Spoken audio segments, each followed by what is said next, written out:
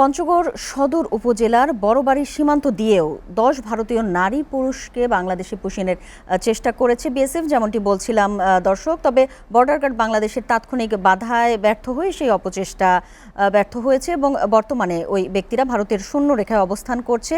এবং সীমান্তের এই খবর জানাতে, এখন সেখানকার সার্বিক পরিস্থিতি জানাতে আমাদের সাথে সরাসরি যুক্ত হচ্ছেন সহকর্মী কামরুজ্জামান টুটুল।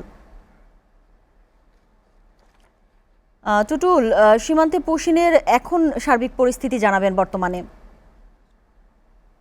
জি সাবরিনা, পঞ্চগড় সদর উপজেলার হারিবাসা বড়বাড়ি সীমান্ত থেকে 10 নারী পুরুষ শিশুকে পুশিং করার চেষ্টা করে ভারতীয় বিএসএফ। এতে স্থানীয়রা বাধা দিলেই তারা নোম্যান্সে থাকে।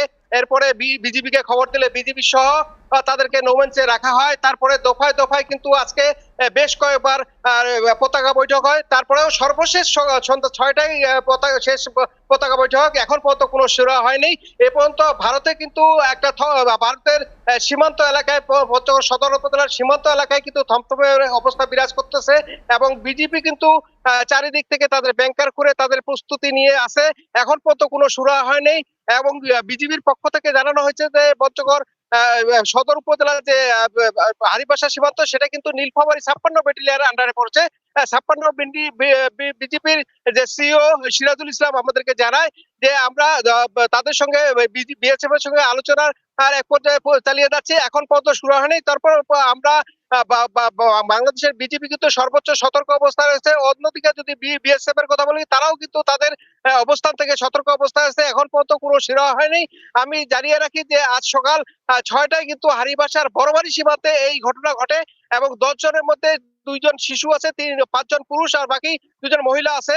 তাই এখন পর্যন্ত কোনো সুরা হয়নি। তবে স্থানীয়রা যেমন বলছেন যে কাঁটাতারের বেড়ার ওপাশেই কিন্তু ভারতীয় সীমান্ত রেখার মধ্যেই তারা আছে। তবে বিএসএফ তাদের পতাকা বৈঠক এবং বিজেপির পতাকা বৈঠক এখন পর্যন্ত কোনো সুরা হয় নাই। তবে তাদের চেষ্টা অব্যাহত রয়েছে বলে তারা জানেন এবং বিজেপি কিন্তু তাদের টহল কিন্তু আরো জোরদার করছে এবং তাদের টহল আরো বাড়িয়ে দিয়েছে। এবং সেই সাথে বলে রাখি যে আজ সকাল 6টায় কিন্তু এটার পতাকা বৈঠক পর্যায়ক্রমে চলে আসতেছে। এখন পর্যন্ত কোনো সুরা হয় নাই। তবে তারা চেষ্টায় আছে যে বিজেপি এবং বিএসএফ এর সঙ্গে সমন্বয় করে এই বিষয়ে একটা সুরা টানার জন্য। তবে বিএসএফ এখন পর্যন্ত তাদের পক্ষ থেকে কোনো রকম সাড়া দিচ্ছে না। বিজেপি তা চেষ্টা করে আছে। তবে বিজেপির যে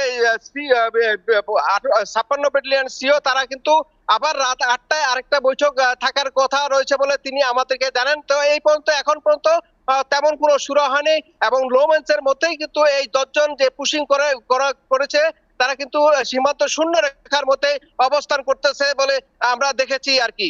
তো এই ছিল সাবরিনা, পঞ্চগড় থেকে সীমান্তের সর্বশেষ। টুটুল, আপনাকে ধন্যবাদ।